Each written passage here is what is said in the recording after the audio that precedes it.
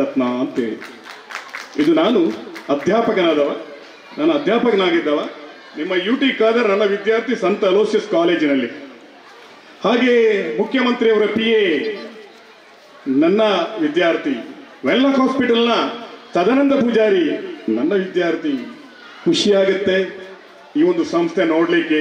ಚೆನ್ನಾಗಿ ಬೆಳೆಯಲಿ, ಜಾತಿ ಮತ ಧರ್ಮ ಅಳೆದು ಹೋಗಲಿ, ವಿದ್ಯಾ ಶಿಕ್ಷಣ ಶಾಶ್ವತವಾಗಿ ವಿದ್ಯಾ ದೇಗುಲವಾಗಲಿ ಅಂತ ಹೇಳ್ತಾ ನನ್ನ ಮಾತು ಮುಕ್ತಾಯ ಮಾಡ್ತೀನಿ. ಯಾಕೆ ಗೊತ್ತಾ, ಹೋಗೋರು ಹೋಗ್ತಾ ಇರ್ತಾರೆ, ಬರೋರು ಬರ್ತಾ ಇರ್ತಾರೆ.